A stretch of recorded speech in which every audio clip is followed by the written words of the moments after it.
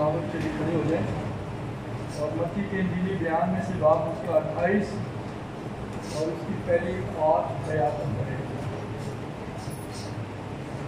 निशान की दरख्वास्त है कि हमारे मत्ती के इंजीली बयान उसका 28वां बाब और उसकी पहली 8 आयत।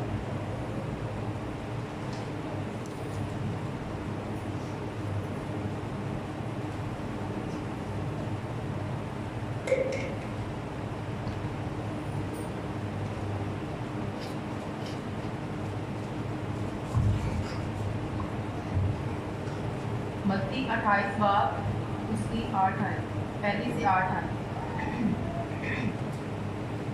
और सबत के बाद हफ्ता के पहले दिन खूब फटते वक्त मरियम मगदलीनी और दूसरी मरियम कब्र को देखने आई।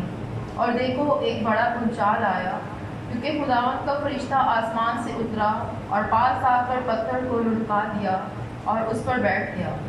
उसकी सूरत बिजली की मानिक थी और उसकी पोशाक बर्फ की मानिक सफ़ेद थी। और उसके डर से निगहबान कांप उठे और मुर्दा से हो गए। फरिश्ता ने औरतों से कहा, तुम ना डरो, क्योंकि मैं जानता हूँ कि तुम यस्सु को ढूंढती हो जो मसलूब हुआ था। वो यहाँ नहीं है, क्योंकि अपने कहने के मुताबिक जी उठा है। आओ ये जगह देखो जहाँ खुदावंद पड़ा था, और जल्द जाकर उसके शागिर्दों से कहो कि वो मुर्दों में से जी उठा है। और देखो, वो तुमसे पहले गलील को जाता है, वहाँ तुम उसे देखोगे। देखो, मैंने तुमसे कह दिया है।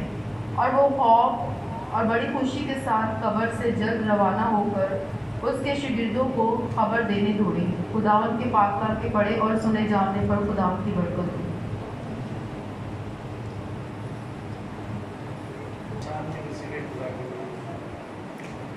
एक बार फिर अपनी आंखों को बंद करेंगे, खुदावंद की हुज़ूरी को महसूस करेंगे।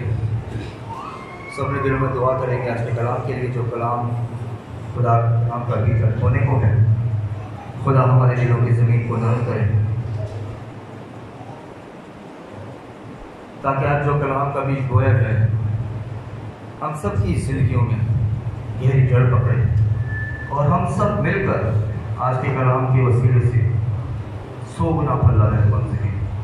मेरे भी दुआ करें कि मैं ना बढ़ूँ बल्कि खुदा का पाक हुक्म होकर कलाम करें, ताकि जो हम सीखें खुदा के कलाम के मुताबिक सीख कर कलाम की वसीले से बरकत पाए।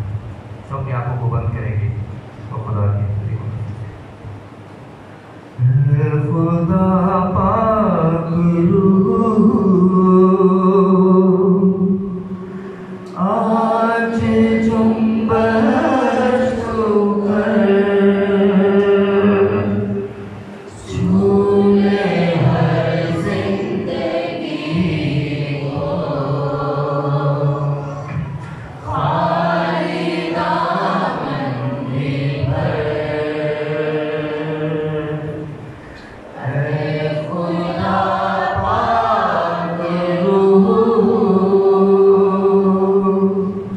आज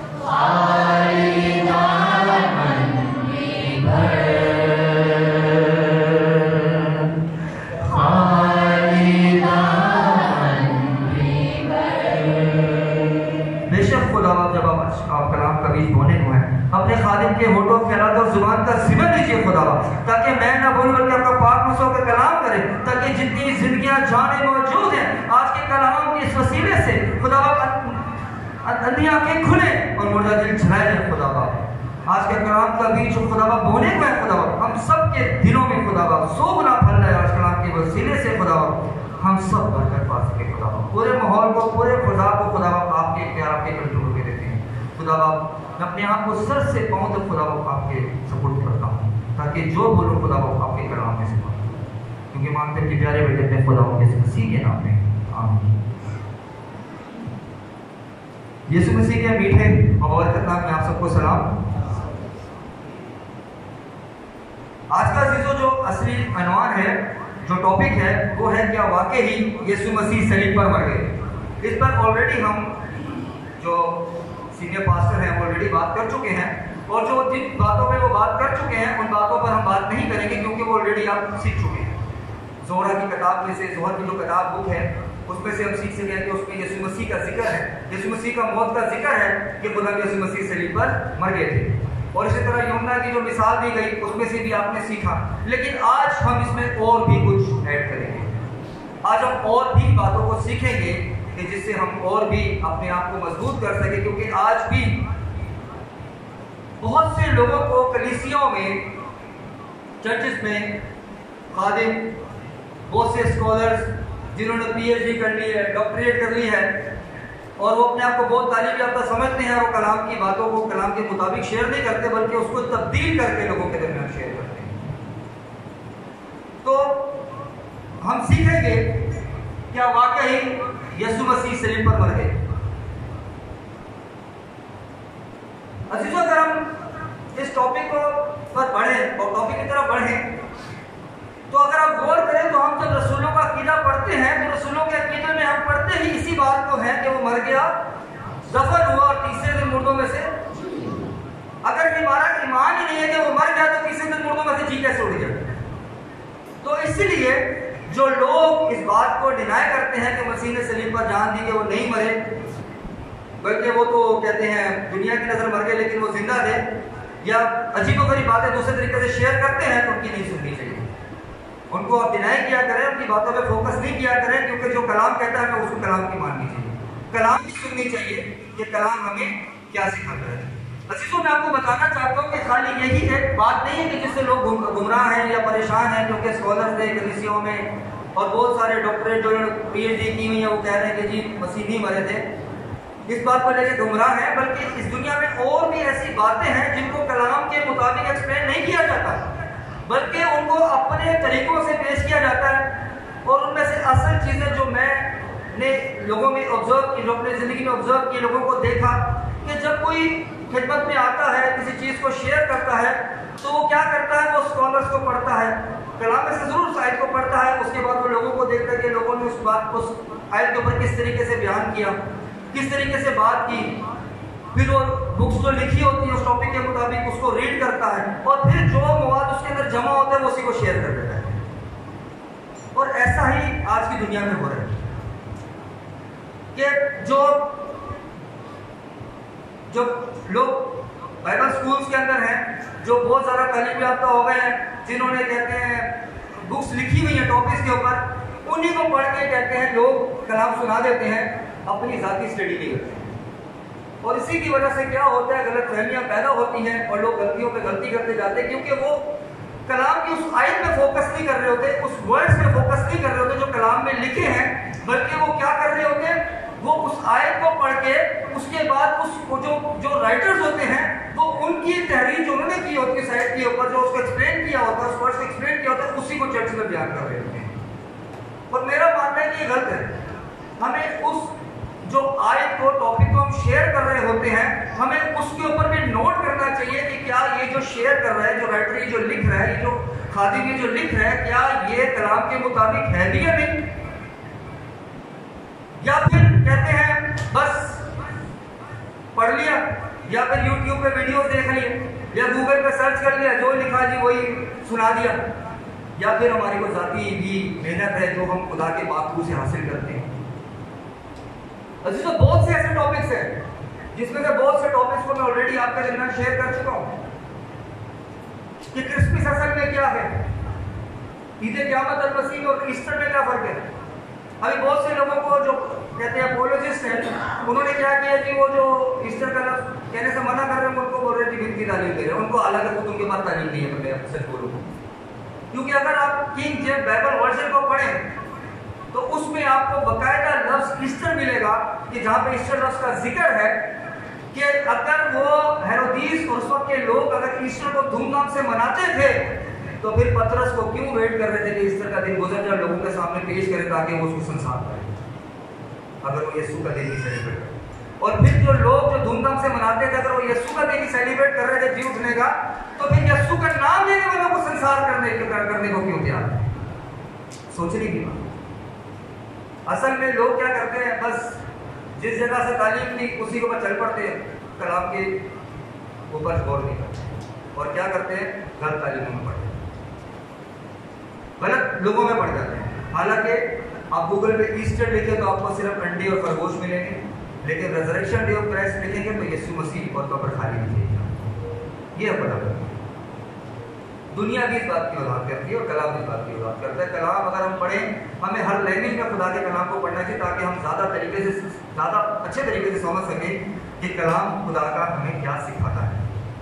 अजीजों, एक और बात को मैं शेयर करना चाहता था, क्योंकि मुझे नहीं पता कि नेक्स्ट संडे मेरा आपके दरमियान हो या नहीं, मेरे को नहीं पता, लेकिन मेरा खुदा पे भरोसा है। ठीक है, तो मैं आज कुछ टॉपिक्स को आपके साथ शेयर करूंगा। टॉपिक मेरा यही है कि क्या वाकई यीशु सलीब पर मर गए, लेकिन हम इसमें रहते हुए एक और बात पर भी गौर करेंगे। एक और बात यह है कि बहुत परेशानी है जब यीशु मसीह सलीब पर थे तो शुरुआत होती है पहले कलमे से, और पहला कलमा है, ऐ बाप इनको माफ कर क्योंकि ये नहीं जानते कि क्या करते। और इसकी वजाहत हमें लूका 23 बाब की 34 में मिलती है। जब इस हवाले को पढ़ा जाता है तो फिर होता क्या है, इसके साथ ही क्योंकि राइटर्स ने लिखा है, बड़े बड़े पास्टर ने इसको चीज को शेयर किया है, तो लोग कैसे इसको रिजेक्ट कर सकते हैं अल्फाजों को। तो उन्हीं अल्फाजों को इस पहले कलमे के साथ जोड़ देते हैं। और जोड़ते क्या है, ये मत्ती 5 बाब की 23 से 34 है कि अगर तू कुर्बान गाह पर अपनी नजर गुजारता हो, तुझे याद है कि तेरे भाई को तुझसे कोई शिकायत है, तो अपनी नजर वहीं छोड़ अपने भाई से जाकर सुला। ऐसा ही है, ऐसे ही है ना। जब भी इस पहले कलमे का जिक्र आता है तो पहली आयत यही आती है कि यीशु मसीह खुद कुर्बान होने जा रहे थे, इसलिए यीशु मसीह ने भाइयों से सुला। ये उन्होंने क्या किया, सुलह का पैगाम दिया। और क्या आयत क्या कोड होती है, अगर तू कुर्बान गाह पर खड़ा अपनी नजर गुजरानता है और तुझे याद है कि तेरे भाई को तुझसे कोई शिकायत है, तो वहीं अपनी कुर्बान का पर अपनी नजर छोड़ दे और जाकर के भाई से क्या कर, मिलाप कर। बचपन से मैं यही सुनता, लेकिन बचपन से मैं इस बात से एग्री नहीं, मैं पर्सनली इस वर्ड से एग्री नहीं। अजीजों, सोचने की बात यह है कि हवाला हमें मिला कहां से। मसीह के अल्फाज है, ऐ बाप इनको माफ कर क्योंकि ये नहीं जानते कि ये क्या करते हैं। यहाँ पे भाइयों का कोई जिक्र ही नहीं। हकीकत में अगर इन अल्फाजों पर आप गौर करें तो यहाँ भाइयों का कोई ताल्लुक ही नहीं है, और ना ही इस वर्ष को खुदा यीशु मसीह ने कोट किया माफ करने से, बल्कि यहाँ पर यह हवाला तो कुछ और ही बयान करता है। लेकिन आज हमें कलीसियों में बात की समझ ही नहीं है।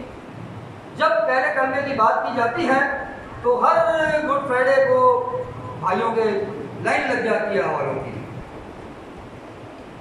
के साथ ही 70 बार माफ कर, ये कर, वो कर, ऐसा कर, वैसा कर। पर यह हवाला सच नहीं है इस कलमे में, बल्कि एक गहराई छुपी है जिस पर आज तक हमने फोकस ही नहीं किया। ये कलमा इससे भी ज्यादा अहमियत रखता है, इस आयत से भी ज्यादा ताकतवर है, जो हम कोट करते हैं, जो बहुत से खादिम कोट करते हैं। अजीजों, गौर करें कि अगर ये भाई के लिए था कि जब तू कुर्बान गाह पर अपनी नजर गुजराता है और तुझे याद है कि तेरे भाई को तुझसे कुछ शिकायत है जाके सुना कर, तो फिर क्यों मुकद्दसा मरियम को खुदा यीशु मसीह ने सलीब पर कहा, सलीब से कहा कि औरत देख तेरा बेटा ये है, और फिर शागिर्द से कहा कि देख तेरी मां ये। मुकद्दसा मरियम से तो और बच्चे भी पैदा हुए थे ना बाद में, यूसुफ और मुकद्दसा मरियम से। तो फिर सगे बच्चों से मुकद्दसा मरियम को यीशु मसीह ने जुदा कर दिया। समझाने के लिए इस वर्ष को मैं कोट कर रहा हूं।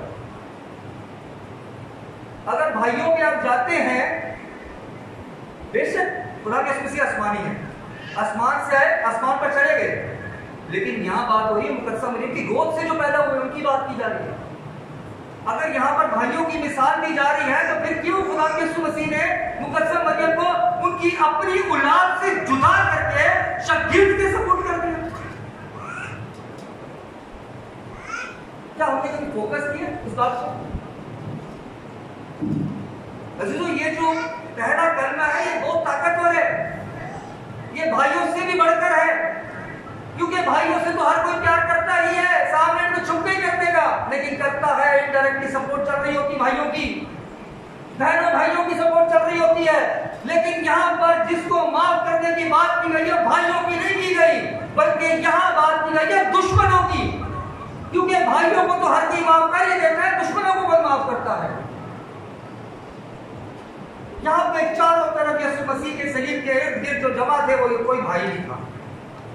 अगर मैं कलाम के नजरिए से देखूं, कलाम के को पढ़ के अगर मैं गौर करूं उस वक्त की सूरत हाल पर, तो मेरे को चारों तरफ दुश्मन दुश्मन दुश्मन और दुश्मनी नजर आ रहे हैं। यहाँ पर कोई मसीह का भाई और बहन नजर नहीं है।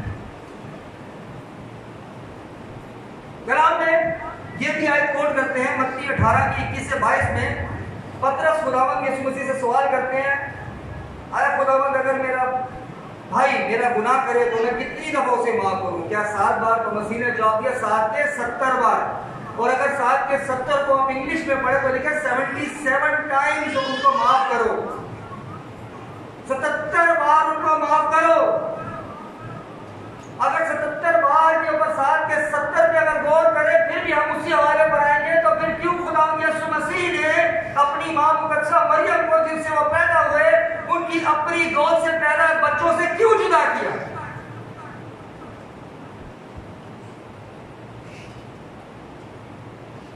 क्यों शागिर्द के हवाला किया? गौर करें इस बात पर। हम पहले कलमे को भाई के साथ जोड़ देते हैं, हालांकि ये बहुत ताकतवर कलमा है। मैं नहीं कह रहा मसीह उनके मुखालिफ थे, लेकिन मैं सिर्फ ये समझाने के लिए आपको ये वर्ड्स कोट करूं कि आप समझ सकें कि पहला कलमा असल में है क्या, और सालों से हम सुनते ही आ रहे हैं, क्योंकि बड़े बड़े जो स्कॉलर है उन्होंने लिख दिया कॉपियों में, वो ही हम पढ़ रहे हैं। जब कोई तैयारी करता है उसको बुक दे दी, बुक मिल जाती है कि वो उसमें से पढ़ के स्टडी कर लेते हैं, वो जो लिखा है वो पढ़ के बोलता हाँ भाई बड़ा स्कॉलर इसने लिखा, राइटर बहुत बड़ा, वही ध्यान कर, लेकिन खुद उस वर्ड्स के ऊपर उन अल्फाजों के ऊपर गौर ही नहीं करते। कलाम क्या कहते हैं? अगर आप कलाम के मुताबिक इस पहले कलमे पर गौर करें तो आप बहुत बरकत पाएंगे।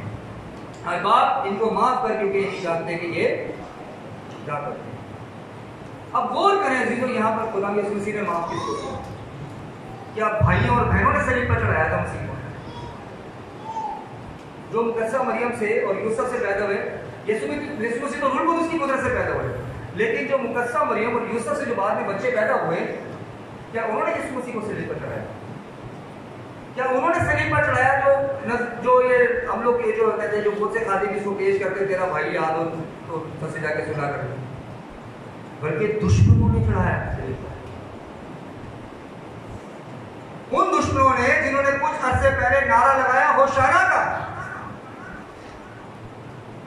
मुबारक है हमारे बाप दाऊद की सल्तनत जो आ रही है। यीशु मसीह को बादशाह और खुदावंद तस्लीम किया, लेकिन कुछ अरसे के बाद फिर इन्होंने नारा लगाया, लेकिन इस बार का जो नारा था वो पहले नारे से अलग था, क्योंकि इस बार होशाना नहीं बल्कि नारा लगाया बराबा को छोड़ दो और मसीह को सलीब। इनको मसीह ने माफ किया, इनको मसीह ने माफ किया। कलाम कहता है अगर तुम अपनों को ही सलाम करो तो, अगर दूसरों को ना करो, तुम में और गैरों में, अपनों को तो हर कोई इज्जत देता, मजा तो तब आता है जब गैरों को तुम।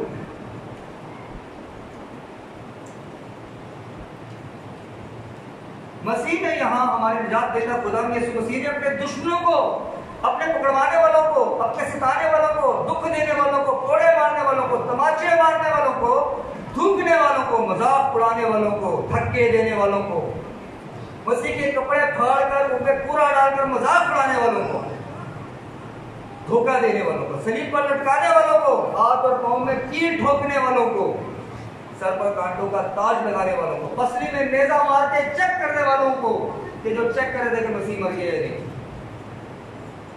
और उन सब सरदार काहिनों और कौम के बड़े बुजुर्गों को माफ किया जो इस असल मुखालिफत के मेन कैरेक्टर, जिन्होंने लोगों को उकसाया कि ये कुफर बनता है, उसको कत्ल किया है कि अपने आप को खुदा का बेटा। तो चीजों यहाँ पर इनमें भाई कहाँ है नजर आते हैं, यहाँ पर कहाँ भाई है, बल्कि कलाम कहता है कि इससे ज्यादा और कोई मोहब्बत नहीं करता कि अपनी जान दोस्तों के लिए क्या करते, कुर्बान करते। तो मसीह ने तो हमें अपने दोस्त कहा है, भाई नहीं दोस्त का है। यहां पर कहां भाई है जो भाइयों के हवाले कोट किए जाते हैं? यहां तो सब जगह आपको चारों तरफ दुश्मन दुश्मन दुश्मन और दुश्मन लगता है, और यहां पर सलीब के करीब वो लोग हैं जो मसीह से मोहब्बत रखते हैं।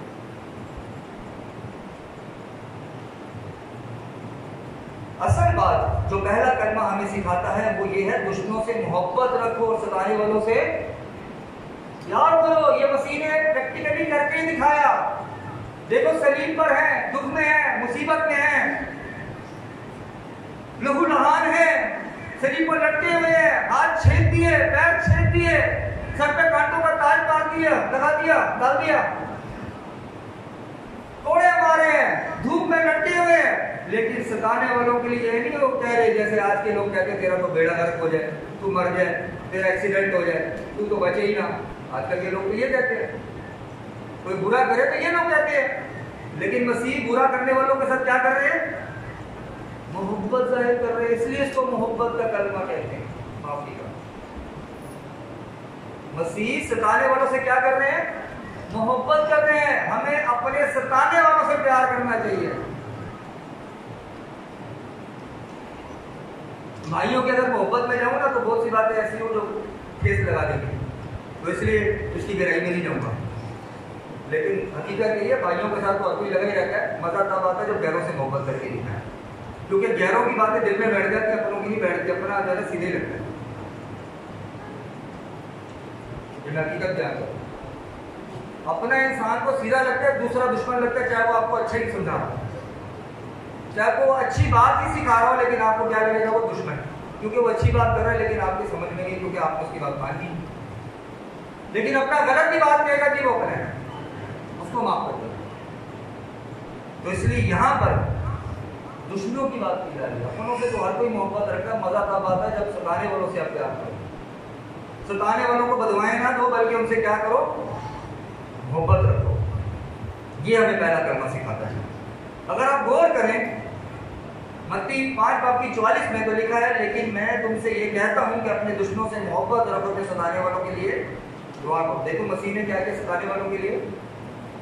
सताने वालों के लिए क्या किया? यहाँ पे दुआ की। क्या किया है? बाप इनको माफ करो। दूसरी बात, मत्ती 12:14 में, जो तुम्हें सताते हैं उनके वास्ते बरकत चाहो, लानत ना चाहो। यहाँ मसीह ने क्या चाहा लोगों के लिए? बरकत चाहिए। एक और हवाला मत्ती 12 की अगर 17 से 21 पर गौर करें, बदी के बस बदी ना करो, जो बातें सब लोगों के नजदीक अच्छी हैं उनकी तदबीर करो। जहां तक हो सके तुम अपनी तरफ से सब आदमियों के साथ मेल मिलाप। मसीह जिस मकसद से इस दुनिया में आए, मसीह ने उस मकसद को खराब नहीं किया, बल्कि मसीह ने पहले कलमे में बता दिया कि मैं मेल मिलाप के लिए, मैं मेल मिलाप पर ही कायम रहूंगा, बल्कि मैं सबके लिए क्या करूंगा? दुआ करूंगा। मसीह ने पहले कलमे में भी मेल मिलाप को कायम रखा, तोड़ा नहीं इंसान। जिस काम के लिए खुदा बाप ने खुदा यीशु मसीह को जमीन पर भेजा, उस काम को खुदा यीशु मसीह ने बाखूबी पूरा किया, मोहब्बत का दर्ज दिया। फिर अगर 19 में देखें तो लिखा, आए अजीजों अपना इंतकाम ना लो। 20 में लिखा, बल्कि तेरा दुश्मन भूखा हो तो उसको खाना खिला, अगर प्यासा हो तो पानी पिला। 21 आयत में लिखा, बदी की बदी से मगलूब ना हो, बल्कि नेकी के जरिए से बदी पर ताली गाओ। यहाँ पर खुदा यीशु मसीह ने ये जो पहला कलमा कहा, आए बाप इनको माफ कर, यहाँ पर जो बदी कर रहे थे, जो मसीह को सलीब देने के पूरे जो प्लान कर दिया, सलीब पर चढ़ा दिया, उनको क्या किया, उन पर नेकी दिखाई। नेकी के जरिए क्या, बदी पर गालिब आई। इससे फायदा क्या हुआ, पहले कलमे से लेके 7वें कलमे तक जो सिपाही मसीह की सलीब के पास खड़ा था, वो मान गया कि ये खुदा का बेटा है। क्योंकि अगर इंसान होता लाजमी बदवा निकाल देता, लाजमी कहता वो गायब हो जाता। वो यही बातें देखकर पहले कलमे से 7वें कलमे तक मसीह के मुंह से कोई बात नहीं। उसने देखा कि जिसने मसीह के साथ इतना बुरा सलूक किया, ये उनके लिए माफी की बात कर रहे हैं।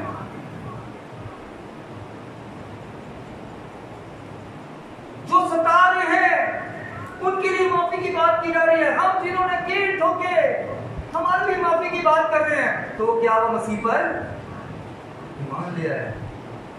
तो ये आयत बहुत जबरदस्त है, बदी से मगलूब ना हो, बल्कि नेकी के जरिए बदी पर।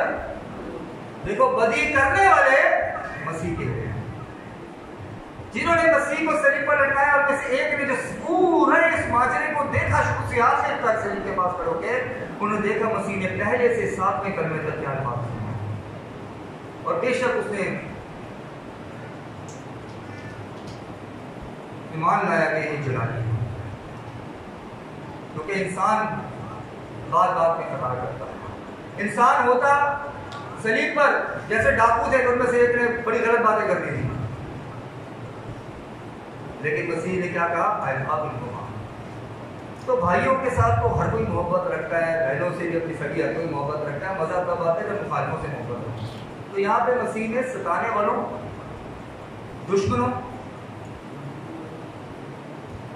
इन सब के लिए बरकत है।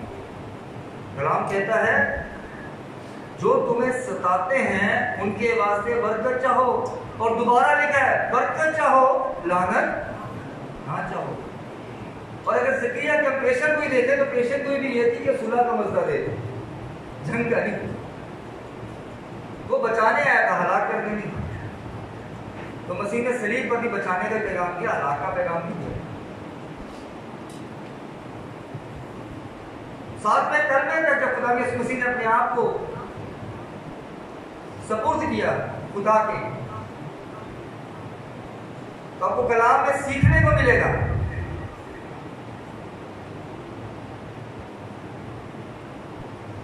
कि कलाम सिखाता है कि मसीह ने इंसान का दोबारा खुदा से मिलाप का इंतजाम कर दिया।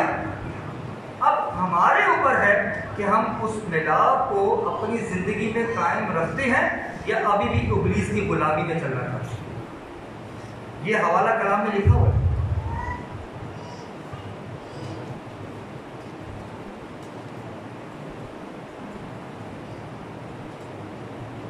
ये मेरे ख्याल से पहला करंथियों में इसका जिक्र है।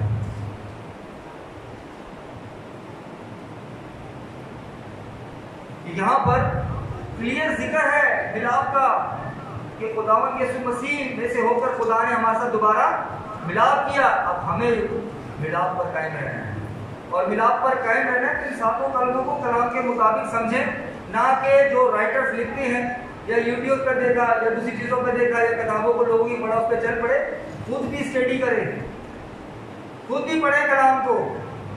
ये जो मैंने हवाले कोड किए हैं, मेरा हरगिज़ मतलब नहीं है कि मैं इस बात को आपके पास जाहिर करूँ। मसीह अपने भाइयों से कहते जो कसम से पैदा हुए थे, जो यूसुफ से पैदा हुए थे, यीशु मसीह तो रूह कुदूस की कुदरत से पैदा हुए, तो उससे कहते मोहब्बत नहीं रखते।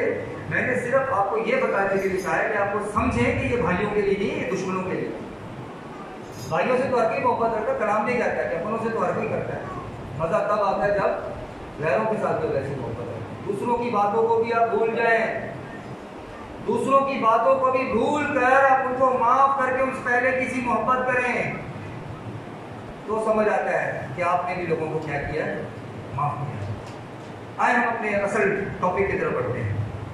अभी भी और बहुत सी बातें हैं, मैं अगर बातों पे जाऊंगा तो बहुत टाइम हो जाएगा, तो खुदा ने दोबारा मौका दिया तो बहुत बातों पर बात करेंगे। और भी बहुत सी बातें हैं जिसको लेके आज की कलीसिया कंफ्यूज है। जैसे मैं प्यासा हूँ, लोग कहते हैं जी यहाँ पे मसीह प्यासा नहीं है, हालांकि किसी मसीह ने कहना प्यासा हूँ, लेकिन लोगों को मसीह के अल्फाजों की कोई कदर ही नहीं, अपनी जोड़ देते हैं। और भी बहुत सी बातें हैं जो शेयर करेंगे आगे, जिसमें बात में ये भी शामिल है कि जब खुदा यीशु मसीह ने सलीब पर जान दी तो 3 दिन जो तीसरा दिन तक खुदा यीशु मसीह जी उठने तक कहाँ रहे, इस बात पर भी हम सीखेंगे। कभी खुदा ने मौका दिया बीच में भी सीखेंगे, और इसमें हम इंग्लिश और उर्दू बाइबल दोनों को हम साथ रखे, हम उसकी ट्रांसलेशंस के मुताबिक प्रॉपर तरीके से सीखेंगे कि कहाँ थे खुदा, हम प्रॉपर तरीके से उसको स्टडी करेंगे कि कहाँ थे खुदा। आए हम आज के टॉपिक की तरफ बढ़ते हैं। आज का जो टॉपिक है वो है क्या वाकई ही यीशु सलीब पर मर गए। अजीजों, असल बात अगर देखी जाए तो हमें तो सच बात है, इन बातों में कंफ्यूज ही नहीं होना चाहिए, क्योंकि हमारा अकीदा, हमारा ईमान ही यही है। क्योंकि जब हम रसूलों का अकीदा पढ़ते हैं तो रसूलों के अकीदे में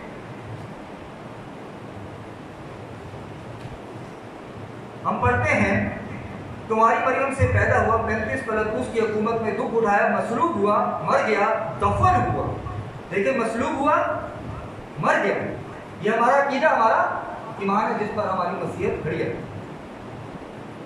मसलूब हुआ, मर गया, दफन हुआ और तीसरे दिन मुर्दों में से जी उठा, आसमान पर चढ़ गया। तो अगर हम दूसरे स्कॉलर्स को पढ़ते हैं कि वो कहते हैं मसीह ने सलीब पर जान नहीं दी, और लोगों के साथ, खादमों के साथ जाके बहस करते हैं, जैसे मेरे को भी कहते बहुत से लोगों से सुनने को मिला कि जी हमने इधर सुना, हमने उधर सुना, हमने इधर सुना कि जी ऐसे ऐसे स्कॉलर ने कहा है। तो इसीलिए इस टॉपिक को शेयर करना चाहता हूँ और ताकि हम इन बातों पर सीख सकें। नहीं तो मेरा जाती कोई मकसद नहीं था कि इस टॉपिक को, क्योंकि मेरा ईमान है मसीह ने सलीब पर हमारी खातिर जान दी। जो गुनाह से नावाकिफ था, हमारी खातिर हमारे गुनाहों को उसने कांधे पर उठाया, ताकि हम आगे को गुनाह में ना चले, बल्कि खुदा की बरकत है, बरकत वाले हाथ के नीचे। और जो आदम और हवा के गुनाह के बाइस जो दीवार आ गई थी, खला आ गई थी खुदा और इंसान के बीच में, खुदा यीशु मसीह ने अपनी मौत से उसको खत्म किया और दोबारा इंसान का खुदा के साथ लगा कि हम डायरेक्ट खुदा से बात कर सकते, अब्बा यानी अहबाब कह के बात कर सकते। अजीजों, अगर हम तमाम कदीम रिपोर्ट्स पर गौर करें, जो कदीम रिपोर्ट्स हैं, आज की नहीं, आज के तो लोग बहुत पढ़ लिख गए, अपनी मर्जी से रिपोर्ट बना देते हैं, पैसे देके कोई भी रिपोर्ट दे देते हैं, और वैसे भी कहते हैं लोग बहुत पढ़े लिखे बन गए हैं, वो कलाम से ज़्यादा अपने आप को तरजीह देते हैं, अपनी अल्फाजों को तरजीह देते हैं। लेकिन अगर हम कदीम ज़माने की, उस वक्त के ज़माने की रिपोर्ट पर गौर करें, यानी कदीम रिपोर्ट्स इस बात पर मुत्तफिक है कि यीशु की वफात हुई। जो कदीम रिपोर्ट्स है वो इस बात पर इत्तफाक करती हैं, किसी एक रिपोर्ट में भी ये नहीं लिखा कि यीशु नहीं मरे, बल्कि हर रिपोर्ट इत्तफाक करती है कि मसीह ने सलीब पर क्या दी, जान दी। और इसी बात की वजाहत, जैसे कि आपने ईद क़यामत मसीह के दिन जो सीनियर पास्टर हैं आपसे आपने सुना था कि ज़ोहर जो है उसकी बुक में जिक्र है इसका, मसीह की मौत का। और इसी तरह एक और बुक भी है, एक और भी बुक है जिसमें मसीह की मौत का जिक्र है। और ये जो बुक है ये रोमन मुसन्निफ ने लिखी है। ये जो रोमन का मुसन्निफ है, रोमन राइटर है, उसने इस बुक को लिखा है। आगे बढ़िएगा। वो जो बुक है वो है टैकीटस। टैकीटस जो है, इसको गूगल पे भी सर्च करें, टैकीटस जो है ये रोमन राइटर है। जो कुछ रोम में हुआ शुरू से लेके मसीह तक, उसने सब अपनी बुक में लिखा है। इसकी बहुत सारी बुक्स हैं, जिसमें से 50 बुक है 15वीं किताब है और चैप्टर जो है इसका 44 है। इसके बहुत सारे वॉल्यूम्स हैं, इसके बहुत सारी बुक्स हैं जो इसने लिखी हैं। अगर आप गूगल पर सर्च करें आपको बेतहाशा आपको इसकी बुक्स मिलेंगी। मैं इसको शेयर नहीं कर सकता क्योंकि बहुत बड़ी लिस्ट हो जाएगी वो। तो कहते हैं ये टेकिकस, ये रोमन राइटर है, रोमी मुसन्निफ है, जिसने अपनी किताब में लिखा है कि मसीहों ने अपना नाम मसीह से लिया। मतलब हम जो क्रिश्चियन हैं, हम क्रिश्चियन जो हैं यीशु मसीह की वजह से हैं।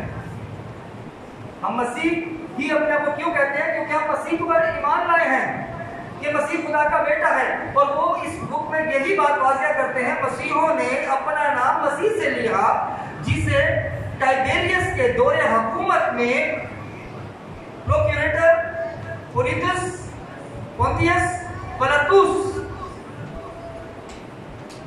की सजा के जरिए सजाए मौत दी गई थी। मतलब खुदावंद यीशु मसीह को प्रोक्यूटर पोंटियस पिलातुस की हुकूमत में क्या किया गया था? मसलूब किया गया। उसने अपनी बुक में इसका जिक्र किया है और यह भी जिक्र किया है कि मसीहों को किस तरीके से टॉर्चर किया जाता था कि वो मर जाए। इस चैप्टर को आप पढ़ें, आपको समझ में आएगी कि मसीह होना उस वक्त में कितनी बड़ी एक वो था, सजा थी, कि किस तरीके से लोगों को मारा जाता था। और उसी ने अपनी बुक में लिखा, जो रोमन राइटर है, टेकिकस बुक 50 चैप्टर 44 में, कि पिलातुस की सजा के जरिए सजाए मौत दी गई। इसको हमारे निजात दहिंदा खुदावंद यीशु मसीह, ये रोमन राइटर की बुक में लिखा हुआ है। यानी कि जितनी भी कदीमी रिपोर्ट्स हैं, जितनी भी कदीमी रिपोर्ट्स हैं, रोम की, फकीयों की, फरीसियों की, सब ने इस बात को इत्तफाक करके, मुत्तहद होकर इस बात को लिखा है कि मसीह ने सलीब पर क्या दी? जान दी। तो आज के जब स्कॉलर भी गलत बातें करें तो गलत है, उनको नहीं मानना चाहिए, बल्कि सुनना ही नहीं चाहिए, उनको वहीं स्टॉप कर देना चाहिए। क्योंकि पुराने जमाने में ऐसी कोई हरकत इन्होंने नहीं की। हालांकि ये वो लोग थे जो मसीह पर ईमान नहीं रखते थे। और इसके मसीह के बारे में देखिए अब क्या क्या लिखा है। इस बुक को आप पढ़ें तो आपको पता चलेगा कि ये भी वो शख्स है जो मसीह की तालीम में नहीं था, लेकिन मसीह के हक में लिखता है कि मसीहों ने अपना नाम मसीह से लिया और पिलातुस के दौरे हुकूमत में मसीह को सजाए मौत दी। यानी कदीम रिपोर्ट का कोई जिक्र नहीं। लेकिन अगर हम आज के बिशप, रेवरेंड, बड़े बड़े खादिम उन पर गौर करें तो जी वो खड़े हो जाते हैं चर्चों में भी सलीब पे जान, दुनिया की नजर में जान दी, वैसे जान दी। अगर जान नहीं दी तो हम कैसे बोल सकते हैं कि वो दफन हुआ? कैसे कह सकते हैं कि तीसरे दिन मुर्दों में से जी उठा? तो इसका मतलब हम धोखे में हैं, जो हमारा अकीदा ही गलत है। अगर हम इस अकीदे पर ईमान रखते हैं तो हमें गलत तालीम नहीं पढ़ना, गलत स्कॉलर्स को, गलत राइटर्स को ना पढ़ें कि जो आपकी बुनियाद को खराब करें, जो आपके बच्चों की बुनियाद को खराब करें, बल्कि जो हमारा ईमान है हमें उस पर चलते रहना चाहिए। दूसरी बात, पहली कदीम रिपोर्ट, दूसरा रोमी जो थे, जो उस वक्त की रोमी सल्तनत थी, वो अपने काम को बखूबी अंजाम देते थे। जो रोमी सल्तनत थी वो अपने काम को बखूबी अंजाम देती थी। मतलब ये कि जब खुदावंद यीशु मसीह जमीनी खिदमत में थे तो उस वक्त जो है मसलूबियत आम थी। मसलूबियत जो थी, सलीब चढ़ाने क्रांति मौत थी। और इसमें जो ये रोमी सल्तनत है बहुत एक्सपर्ट थी कि किस तरीके से लोगों को सलीब पर मारा जाता है। तो जो लोग एक्सपर्ट हो, इस बात काम के माहिर हो, तो वो कैसे मसीह को बगैर मरे सलीब से उतार सकते हैं? वो एक्सपर्ट थे। और चूंकि गवर्नर जाती तौर पर यीशु की मौत की सजा का हुक्म उसने सुनाया था, गवर्नर ने, इसलिए इस बात का इम्कान हो ही नहीं सकता कि सिपाही कोई गलती करते। ये गवर्नर, उस वक्त का जो गवर्नर था, उसकी तरफ से ये हुक्म था कि उसको सजाए मौत दी जाए, शरीफ का कत्ल कर दिया जाए, मार दिया जाए, मसलूब कर दिया जाए। तो इस बात का हम सोच ही नहीं सकते कि सिपाही गलती कर सकते हैं, क्योंकि ये तो गवर्नर का एक अपना हुक्म था। मरकज 15 बाब, हवाला निकाले मरकज 15 बाब।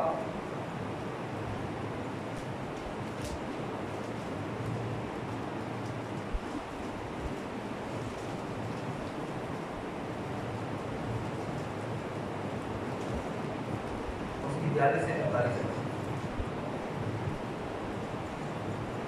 शाम हो गई तो इस दिए की तैयारी का दिन था जो सबत से एक दिन पहले होता है। और पिता का रहने वाला यूसुफ आया जो इज्जतदार मशीन और खुद भी खुदा की बादशाही का मुंतज़िर था। देखिए यहाँ पर कौन आ रहा है, दोबारा पढ़े बुलंद आवाज से। और अंदिया का रहने वाला यूसुफ आया जो इज्जतदार मशीन और खुद भी खुदा की बादशाही का मुंतज़िर था। और उसने जुर्रत से पिलातूस के पास जाकर यीशु की लाश मांगी। जुर्रत के साथ जाके क्या किया यीशु की? तो यीशु जब मरे नहीं तो लाश कैसे मिल सकती है? यीशु मसीह ने जब सलीब पर जान ही नहीं दी हमारे लिए, तो कैसे लाश मिलेगी? आगे। और पिलातूस ने ताज्जुब किया कि वो ऐसा जल्द मर गया। देखिए यहाँ पर तो कोई गलती की कसर नहीं है, कोई गलती की कसर नहीं है। रोमी इस बात में बहुत एक्सपर्ट थे कि लोग जब सलीब पर को चढ़ाते थे तो कितने टाइम में मरते थे। अब यहाँ पर देखिए ताज्जुब कर रहा है। देखिए दोबारा पढ़े साहिब को। और पिलातूस ने ताज्जुब किया। गौर करें आयतों पे, ताज्जुब कर रहा है, क्योंकि जब हो सकता है जब चढ़ाते हो तो लोग इतनी जल्दी नहीं मरते हो, इतनी जल्दी सलीब पर नहीं जान देते हो जितनी जल्दी खुदा यीशु मसीह ने दी। क्योंकि जब कोई जान नहीं देता था और अगला दिन कोई पाक दिन होता था तो उनकी टांगे तोड़कर उनको उतारा जाता था, क्योंकि टांगे तोड़ने से जान जल्दी निकल जाती। अब देखें यहाँ पर रोमी सल्तनत कितनी एक्सपर्ट है इस काम में। अब वो खुद भी इस बात का पूरा कर चुका पक्का कि मसीह सलीब पर मर चुके। दोबारा पढ़े। पिलातूस ने ताज्जुब किया वो ऐसा जल्द मर गया। और सुबहदार को बुलाकर गौर करें इस बात को कि ऐसा जल्द मर गया। फिर हमें क्या जरूरत है हम गलत को सुने? हमें कलाम को सुनना चाहिए। देखिए ताज्जुब किया कि वो ऐसा जल्द मर गया। इट मीन्स मतलब ये है कि इससे पहले वो इस तरह नहीं मरा। गौर करें, हमारे निजात दहिंदा खुदा यीशु मसीह ने जब सब कुछ तमाम हुआ तो अपनी जान को खुद खुदा के सपुर्द किया, क्योंकि अगला दिन किसका था? सब्बत का, सैटरडे था।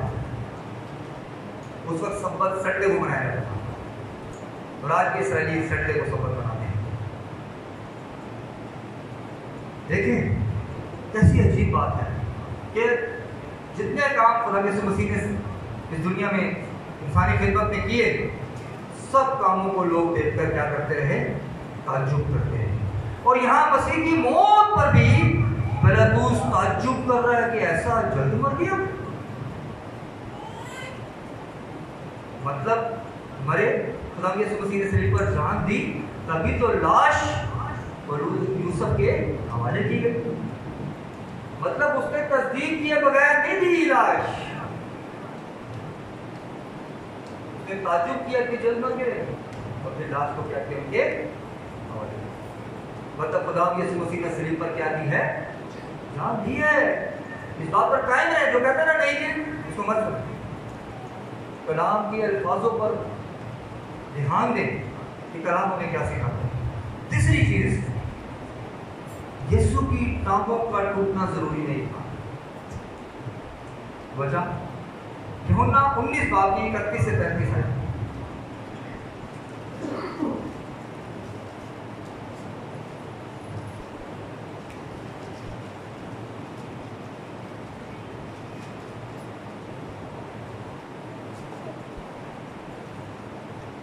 यूहन्ना 19 उसकी 31 से 33। बस चूंकि तैयारी का दिन था, यहूदियों ने पिलातुस से दरख्वास्त देखिए क्या लिखा, चूंकि तैयारी का दिन था। आगे, यहूदियों ने पिलातुस से दरख्वास्त की यहूदियों ने पिलातुस से दरख्वास्त की कि उनकी टांगें तोड़ दी जाएं। उनकी टांगें तोड़ दी जाए। अब ये दरख्वास्त किसकी टांगों को तोड़ने के लिए कर रहे हैं? अगर हम इस वर्ष पे गौर करें तो वो सबकी टांगों की तोड़ देगी बात कर, लेकिन किनकी टांगें तोड़ देंगे? आगे, और लाशें उतार दी जाएं और लाशें उतार ली जाएं ताकि सब्बत के दिन सलीब पर ना रहें। ताकि सब्बत के दिन सलीब पर ना रहें। आगे 33 आयत में पढ़ें। बस सिपाहियों ने आकर पहले और दूसरे शख्स की टांगें तोड़ी। देखिए पहले और दूसरा जो राइट हैंड और लेफ्ट हैंड में था उनकी टांगें तोड़ी। आगे, जो उसके साथ मसलूब हुए थे, लेकिन जब उन्होंने यीशु के पास आकर देखा आगे कि वो मर चुका है तो उसकी टांगें ना तोड़ी। देखिए लेकिन जब उन्होंने यीशु के पास आकर देखा कि वो मर चुका है तो उसकी टांगें। अब हम पिलातुस को भी देख रहे हैं, अब हम सिपाहियों को भी देख रहे हैं कि हर तरीके से ये लोग अपने आप को पक्का रख रहे हैं कि हमारी तरफ से गलती ना हो कि हम मसीह को कहीं जिंदा ना उतार दें। ताकि उनकी तोड़ी गई जो जिंदा थे, लेकिन खुदा के यीशु यहां पर मर चुके थे। इसीलिए लिखा है 33 आयत में, दोबारा पढ़े जरा। लेकिन जब उन्होंने यीशु के पास आकर देखा, देखिए क्या किया, लिखा है जब उन्होंने यीशु के पास आकर देखा। पास आए यीशु मसीह के पास आके चेक कर रहे हैं कि कहीं वो मर भी गए हैं या जिंदा ही हैं। आगे पूरी तहकीक कर रहे हैं, तफ्तीश कर रहे हैं, पूरा मुआयना कर रहे हैं। आगे, कि वो मर चुका है तो उसकी टांगें ना तोड़ी। कि वो मर चुका है तो उसकी टांगें ना तोड़ी जाएं। तो ये कलाम इस बात का सबूत देता है कि खुदा यीशु मसीह ने सलीब पर क्या दी, हमारी खातिर जान दी। चौथी बात, यीशु मसीह की पसली में से खून और पानी निकला। यूहन्ना 19:34 पढ़े। मगर उनमें से एक सिपाही ने भाले से उसकी पसली छेदी। देखें अब यहां पर वो चेक कर चुके हैं कि वो मर चुके हैं, लेकिन अभी भी क्या बाकी है? क्या बाकी है? बोले क्या बाकी है? शक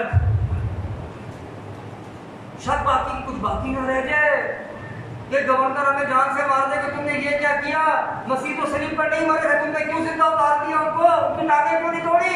तो अब यहाँ पर क्या हो रहा है? दोबारा पढ़े 19:34। मगर उनमें से एक सिपाही ने भाले से उसकी पसली छेदी। भाले से उसकी पसली छेदी। आगे, और फिर उससे खून और पानी बह निकला। और फिर उससे खून और पानी बह निकला। कैसे? आगे इसको बड़ा करें। ये तस्वीर से हमारा तो कॉन्सेप्ट नहीं है, लेकिन हम सिर्फ इस बात को शेयर कर रहे हैं, इस फोटो को शेयर कर रहे हैं कि यहां पर देखें कि भाले को किस तरीके से खुदा यीशु मसीह के सीने में घुसाया गया। किस तरीके से? अगर ये यीशु मसीह जिंदा होते इंसानी बदन में जैसे होते तो बेशक इंसान की चीखें निकल जाती, हल्की सी को सुई लग जाए तो इंसान की चीख निकल जाती है, उछल पड़ता है आदमी, कांटा लग जाए, हल्का सा कोनी लग जाए, चीखें निकल जाती हैं। लेकिन यहां पर देखें भाला किस तरीके से खुदा यीशु मसीह के सीने में मारा गया। और जब भाला मारा गया तो ये जो दिल आप देखते हैं, खुदा यीशु मसीह का जो दिल था उसके बाहर एक थैली बन गई जिसमें आके खून जमा था। इसको मेरे ख्याल से मेडिकल लैंग्वेज में इसको प्रिकार्डियल कैविटी कहते हैं, प्रिकार्डियल कैविटी कहते हैं, जिसमें आके ब्लड रुक गया और ये भाला क्रॉस होता हुआ इस कैविटी के अंदर जाके लगा। ये दिल है और दिल के नीचे जो थैली बनी हुई है इसको थोड़ा और बड़ा करेंगे, प्रिकार्डियल कैविटी कहते हैं। इसमें जाकर ये भाला लगा और खून और पानी। समझ रहे इस बात कि अगर मसीह जिंदा होते ना तो मसीह ने जिस तरीके से सारे दुखों को, जिस तरीके से कोड़ों को, कांटों को, कीलों को जब लगा के तो फील किया तो वो मर चुके थे, इसलिए उनकी आवाज नहीं थी। आवाज अगर निकलती तो लाजमी नानी होती। चूंकि वो मर चुके थे और पसली से देख किस तरीके से भाला मारा गया, पिटाडियल कैविटी के अंदर घुस गया भाला और खून और पानी में। और आगे करें बहुत बड़ा करें, देखिए किस तरीके से मसीह के हाथों में कील लगे। ये सिर्फ दिखाने के लिए कि किस तरीके से कौन सी जगह थी जहां पर खुदावंद यीशु मसीह के कील लगाया गया। ये पूरी ब्रिज नेगेटिव है। ये देखिए उस एरिया को कट करके बताएगा, दिखाया गया कि कौन सी जगह पे देखिए, पूरा डिटेल लिखी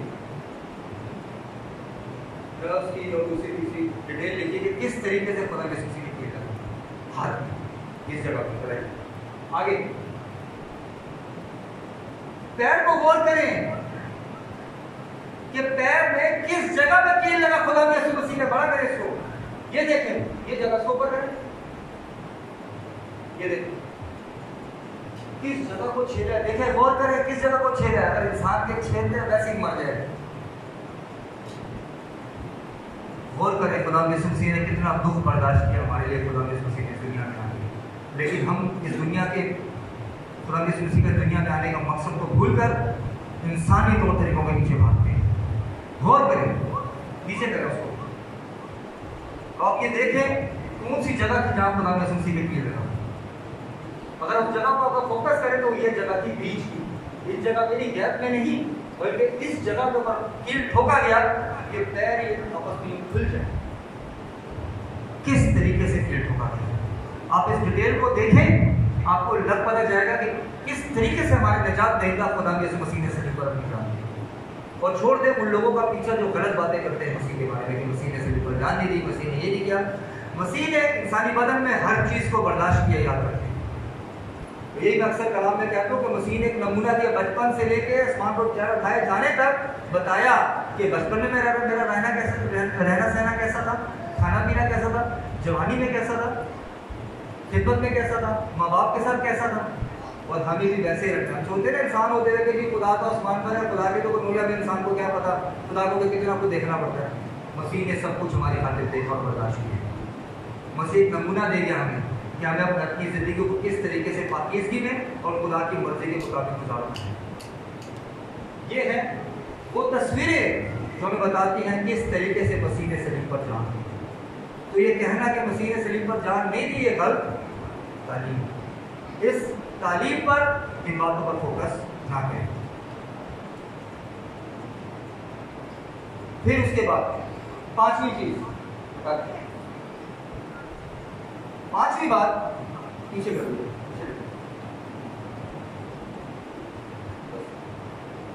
पांचवी चीज, यहूदी मजहबी रहनुमाओं ने पूरी मसलूबियत को देखा, मसीह की मसलूबियत को देखा। जो यहूदी मजहबी रहनुमा थे उन्होंने शुरू से लेकर आखिर तक मसीह की मसलूबियत को देखा। और जब तक उनको उन्होंने देखा मसीह ने सलीब पर जान नहीं दे दी, उनको सुकून नहीं मिला। क्योंकि वो चाहते ये थे कि मसीह सलीब पर मर जाए। वो सोचते थे कि उनका ये इरादा है, लेकिन वो ये नहीं जानते थे खुदा बाप की तरफ से सब कुछ जो हो रहा है। नहीं तो अगर ये खुदा बाप की तरफ से ना होता तो लोगों की मजाल बनी थी कि मसीह के करीब भी आ सकते। वो समझ रहे थे उनकी तरफ से हो रहा है, लेकिन ये खुदा की तरफ से इंसानों के लिए बहुत बड़ा खुदा का प्लान था, जिसे आज तक हम इंसान समझे ही नहीं है कि खुदा की मोहब्बत असल में है क्या। मत्ती 26 बाब की 45 से 47 आयत पर गौर करें।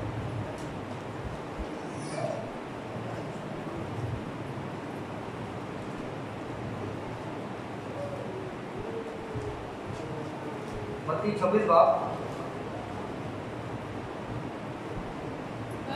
के पास आकर आगे उनसे कहा, यीशु मसीह शागिर्दों के पास आए। आगे देखो वक्त आ पहुंचा है और इब्ने आदम गुनाहगारों के हवाले किया जाता है। वक्त आ पहुंचा है कि इब्ने आदम गुनहगारों के हवाले किया जाता है। आगे उठो चले, देखो मेरा पकड़वाने वाला नजदीक आ पहुंचा। देखो मेरा पकड़वाने वाला मेरे नजदीक आ पहुंचा। आगे वो ये कह ही रहा था कि यहूदा जो उन 12 में से एक था आया और उसके साथ एक बड़ी भीड़ तलवारों और लाठा लिए सरदार कानों और कौम के बुजुर्गों की तरफ आ पहुंचे। देखिए किसकी तरफ से बहुत बड़ी भीड़ जो आई थी वो किसकी तरफ से थी? दोबारा पढ़े इसको। वो ये कह ही रहा था कि यहूदा जो उन 12 में से एक था आया और उसके साथ एक बड़ी भीड़ तलवारें और लाठियां लिए सरदार कानों और कौम के बुजुर्गों की तरफ आ पहुंचे। किसकी तरफ से आई थी ये? सरदार काहिनों और कौम के बुजुर्गों की तरफ से आई थी ये बड़ी भीड़। तो सोचे थे कि भीड़ ने इतने लोगों को उकसाया तो क्या चैन से बैठे होंगे? इन्होंने इस पूरे माजरे को देखा, सब कुछ देखा, और जब तक मसीह ने सलीब पर जान ना दी ये चैन से नहीं, बल्कि दरख्वास्त कर रहे हैं कि लाशों को उतार दो, टांगे तोड़ दो। अब तो उनकी और भी ख्वाहिशें थी, लेकिन मैंने आपको याद है, मैंने आपको लास्ट टाइम मैसेज में शेयर किया था कि मसीह की टांगे क्यों नहीं तोड़ेगी।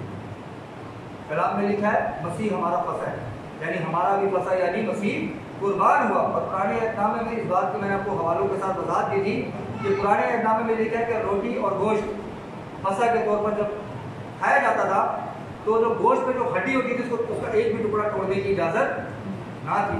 तो मसीह भी हमारा फंसा है, तो जब फंसा है तो उसकी हड्डी को कोई कैसे हाथ हो? तो ये भी एक वजह है कि मसीह की हड्डी नहीं तोड़ी, वो साथ में करने में आपको मैंने शेयर किया, तो ये भी एक वजह है।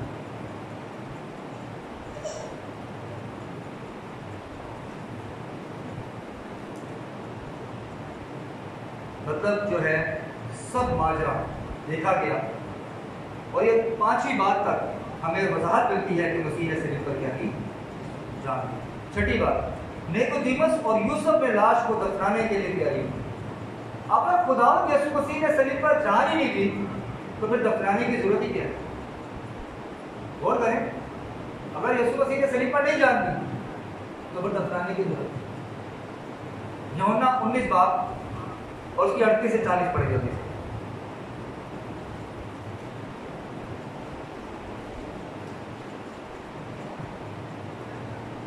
बातों के बाद अयोध्या के रहने वाले यूसुफ ने, जो यीशु का शागिर्द था, लेकिन यहूदियों के डर से खुफिया तौर पर पिलातुस से इजाजत चाही कि यीशु की लाश ले जाए। पिलातुस से इजाजत दी, बस वो आकर उसकी लाश ले। देखिए जब वो देखा पिलातुस से देखा तो यीशु ने सलीब पर जान दे दी है और लाश ही उतारी गई है, जिंदा नहीं उतारा गया, तो आगे क्या लिखा है? पिलातुस ने क्या किया? लाश पढ़े, इजाजत दी, बस वो उसने इजाजत दे दी, आकर उसकी लाश ले गया। पिलातुस भी गलती नहीं कर सकता था ना, पिलातुस पे ऐसा दबाव था कि वो गलती कर ही नहीं सकता था, नारे ऐसे जोरदार बनाए बैठे। आगे और निकोदेमुस भी आया। देखिए यहाँ पर खाली यूसुफ नहीं है, निकोदेमुस भी आया, और यूसुफ ने तो लाश की रिक्वेस्ट की, लेकिन निकोदेमुस ने क्या किया? जो पहले यीशु के पास रात को गया था। आगे और 50 सेर के करीब। अगर आप 50 सेर की इंग्लिश में ट्रांसलेशन देखें तो 50 सेर का मतलब ये कितना लिखा है? 50 यूहन्ना 19, इसको सेर को इंग्लिश में पाउंड कहा गया। सोचे कितने पाउंड बन जाते हैं, तो उसने क्या किया? मसीह के लिए आगे 50 सेर के करीब मोड़ और दूध मिला हुआ लाया। बस उन्होंने यीशु की लाश लेकर उसे सूती कपड़े में खुशबूदार चीजों के साथ दफनाया, जिस तरह के यहूदियों में दफन करने का दस्तूर है। देखिए यहाँ पर जो है ये तदफीन का अमल है मसीह का, इस तरीके से उनको दफनाया गया जो यहूदी रिवाज था, यहूदी रिवाज के मुताबिक उनको दफनाया गया। तो गलती का तो जवाब ही पैदा नहीं उठता, कि इंसान गलती करे, लिखा है यहूदी रिवाज के मुताबिक उनको दफनाया गया। ये जो निकोदेमुस और यूसुफ लाश को दफनाने के लिए तैयारी कर रहे हैं, तो ये तकफीन गुलाम यीशु मसीह की यहूदी रिवाज के मुताबिक कर रहे हैं। मतलब ये जो पूरे तकफीन के अमल से गुजर रहे थे, जब वो पूरा ये काम कर रहे थे, तो उनको जरा सा भी समझ में नहीं आया कि गुलाम यीशु मसीह जिंदा है, इसको हम कब्र में डाल, कब्र में डालना तो दूर की बात, मसाले लगा रहे हैं, खुशबू लगा के कपड़ों में लपेट रहे हैं, कपड़े में, उनको जरा भी एहसास नहीं हुआ। इसका मतलब यह है कि हमारे निजात दहिंदा गुलाम यीशु मसीह ने सलीब पर क्या दी? जान दी। वो मर गए थे।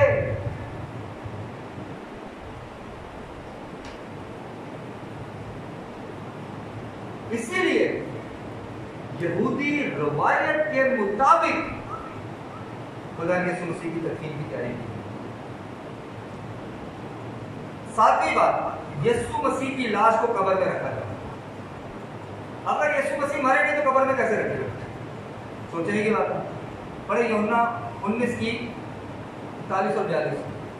और जिस जगह वो मसलूब हुआ वहाँ एक बाग था। देखिए यहाँ लिखा जिस जगह वो मसलूब हुआ। अगर हम कलाम को पढ़ते हैं, उसकी बातों पर अमल नहीं करते हैं, तो फिर हम भी मुखालिफ मसीह में आते हैं। पढ़े दोबारा साहिब को। और जिस जगह वो मसलूब हुआ, जिस जगह वो मसलूब हुआ वहाँ एक बाग था। वहाँ एक बाग, मतलब जहाँ वो मरे थे। हमें इस बात पर यकीन रखना है खुदा के सलीब पर मानना। आगे बाग था और उस बाग में एक नई कब्र थी, एक कब्र थी जिसपे कभी कोई ना रखा गया था। ओके। बस उन्होंने यहूदियों की तैयारी के दिन के बाद यीशु को वहीं रख दिया, क्योंकि ये कब्र नजदीक थी। क्योंकि ये कब्र में किसको रखा जाता है? जो मर जाता है। तो इसका मतलब ये बात का सबूत है कि हमारे निजात दहिंदा खुदा यीशु मसीह ने हमारे लिए सलीब पर जान दी। अगर आप सोचें कि जब यहूदी रवायत के मुताबिक गुलाम यीशु मसीह को दफनाया गया, तो उनको क्या किया? खुशबुएं और मसाले लगाए, और उसके बाद क्या हुआ? कपड़े से लपेटा गया। और जब कपड़े से लपेटा गया होगा, तो बेशक वो मसाले जो थे वो कपड़ों के साथ क्या हो गए होंगे? बताएं, क्या हो गए होंगे? बोले, अकड़ गए होंगे, सूख गए होंगे। तो भागने का तो चांस ही पैदा नहीं होता। जी गलती रह गई थी, मसीह को कहते हैं कपड़े में लपेट दिया। तो जब वो मसाले और खुशबुएं जब लगाई गई और जब कपड़ा लपेटा गया साथ में, और कपड़ों के ऊपर की चीजें यही रस्म अदा की गई, तो कपड़ा क्या हो गया? सख्त हो जाता है। तो 3-4 घंटों में वो टाइट हो जाता है। तो ये बातें इस बात का सबूत देती हैं कि खुदा यीशु मसीह ने सलीब पर। और गौर करें तो इस बात के लिए कि कहीं कोई भगा के लाश को ना ले जाए, क्या कोई और काम ना हो जाए, ऑर्डर क्या हुआ? पहरे, सिपाहियों के पहरे लगाए गए कब्र के बाहर, और पहरे भी लगाए गए। उनको याद है जी कि गुलाम यीशु मसीह ने कहा था 30 दिन मैं जी उठूंगा, तो ये ना हो कि ये शागिर्द लाश को चुरा ले जाए और बाद में मशहूर कर दे जी मसीह जी उठा। तो पहरे भी रखे। इसका मतलब पहले दिन से तीसरे दिन तक कब्र का दरवाजा जो पत्थर था वो बंद रहा। और जब पत्थर का दरवाजा, जब वो कब्र का दरवाजा पत्थर से बंद हो गया, तो अंदर खला का सिस्टम भी आउट हो गया कि अंदर हवा जाने का तो निजाम ही नहीं है, अंदर तो हवा ही नहीं जा सकती। एक कपड़े और मसालों में लपेटा हुआ है, ऑलरेडी कपड़ा भी टाइट हो गया है, मसीह को कब्र में रखा हुआ है, फिर आगे से कब्र का मुंह बंद भी कर दिया पत्थर से, हवा भी बंद कर दी, कपड़े लपेट के भी सांस नहीं आएगा। इंसान कैसे जिंदा इस चीजों को बर्दाश्त कर सकता? इसका मतलब ये कि हमारे निजात दहिंदा खुदा यीशु मसीह ने सलीब पर क्या की? और ये बात कि खुदा यीशु मसीह तीसरे दिन जी उठेंगे, वो अपने शागिर्दों को पहले ही बता चुके थे मत्ती 16:21 में कि वो तीसरे दिन क्या होंगे? जी उठेंगे। लेकिन पहरे लगाए गए कि कहीं ऐसा ना हो कि लाश को कोई चुरा ले जाए और अगले दिन कोई और बात कर जाए। क्या पहरे मसीह को रोक सके? क्या वो कपड़ा जिस पर मसाले लगा के मसीह को लपेटा गया, लाश को लपेटा गया मसीह की, क्या वो कपड़ा उस बदन को अंदर रोक पाया? क्या कपड़ा बदन को रोक पाया मसीह के? आखिरी बात, क्या कब्र और पहरेदार मसीह को कब्र में कैद रख सके? मत्ती 28 बाब की पहले से 6 आयत पढ़ा।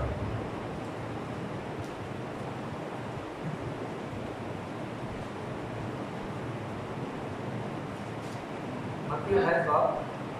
सब्बत के बाद हफ्ता के पहले दिन, देखिए सब्बत के बाद मतलब सैटरडे के बाद संडे का दिन। आगे पहले दिन को फटते वक्त मरियम मगदलीनी और दूसरी मरियम कब्र को देखने आई। और देखो एक बड़ा भूचाल आया। उनके खुदावंद का फरिश्ता आसमान से उतरा। आगे और पास आकर पत्थर को लुढ़का दिया। आगे और उस पर बैठ गया। आगे उसकी सूरत बिजली की मानी थी और उसकी पोशाक बर्फ की मानी सफेद थी। देखिए कैसा था। आगे और उसके डर से निगहबान देखिए उसके डर से जो पहरेदार थे, जो कब्र पर पहरा दे रहे थे, इनको निगहबान जो कहा गया है कि वो क्या हुए, कांप उठे। लेकिन फरिश्ता क्या कहता है? और मुर्दा हो गई।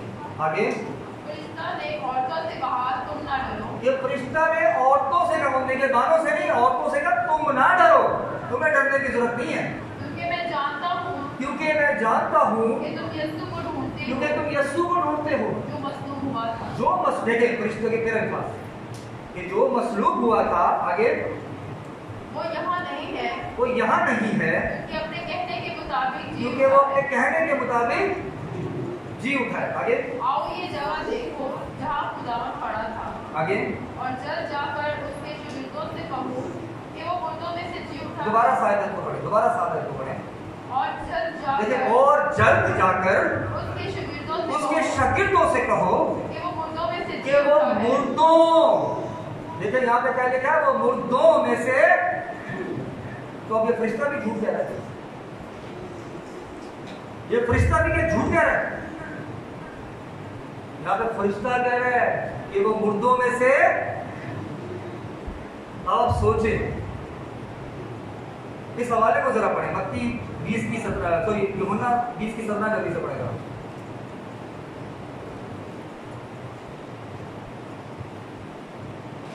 यूहन्ना 20 उसकी 17 पढ़ेगा। यीशु ने उससे कहा मुझे ना छू। मुझे ना छू। मैं अब तक बाप के पास ऊपर नहीं गया।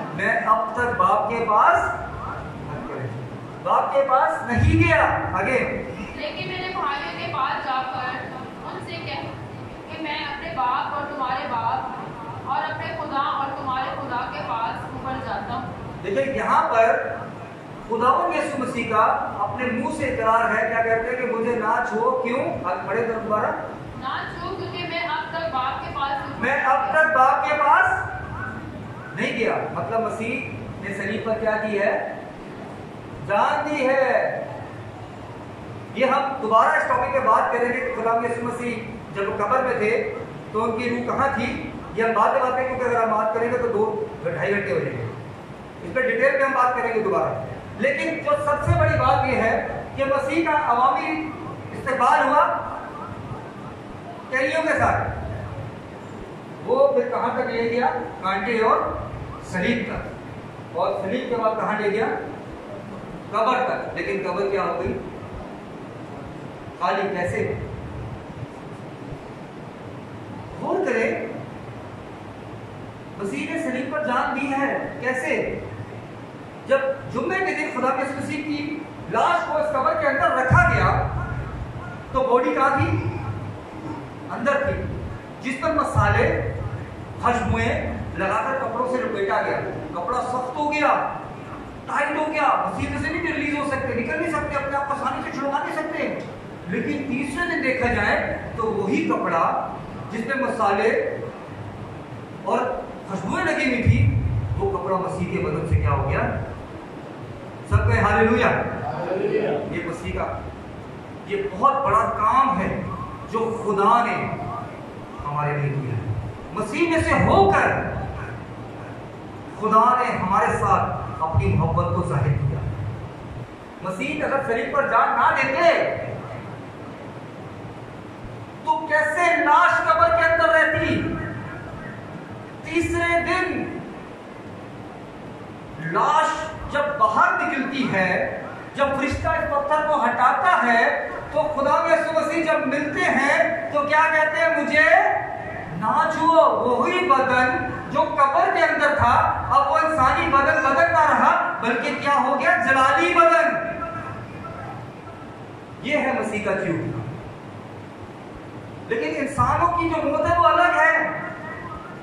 इंसान जब मरता है, देखा खाक में जाएगा तो बदन क्या होता है, खत्म हो जाता है, रूह उठाई जाती है ना।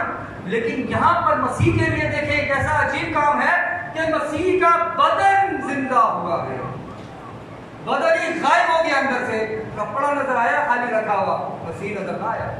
कितना बड़ा काम है। क्या गौर किया था इस बात पर? यह सबूत है इस बात का कि हमारे निजात दहिंदा खुदावंद यीशु मसीह ने सलीब पर क्या दी, जान दी। जब बदन ने जान दी तो बदन कैसे रह सकता था कब्र में। बदन वो बदन ना रहा, बल्कि जलाली बदन बन गया तीसरे दिन जब खुदा यीशु मसीह मुर्दों में से जी उठा। तो ये है खुदा का कलाम जो हमें खुदा सिखाता है। जितनों ने उसे कबूल किया उसने खुदा के फजल बनने का जब वक्त पूरा तो खुदा ने अपने बेटे को जाहिर किया। जब वक्त पूरा हुआ तो खुदा ने क्या किया, अपने बेटे को जाहिर किया ताकि मसीह के वसीले से हमारा क्या होगा, आपके साथ दोबारा। तो अभी भी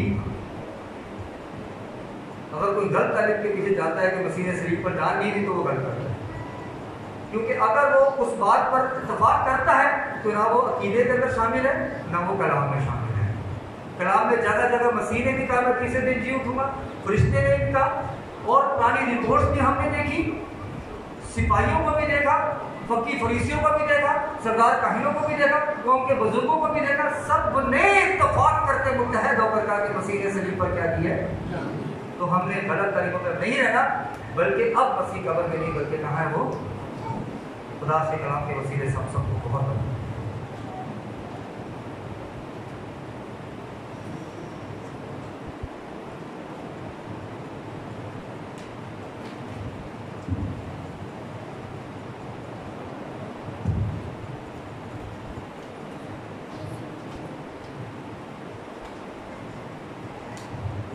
शुरू हो जाती है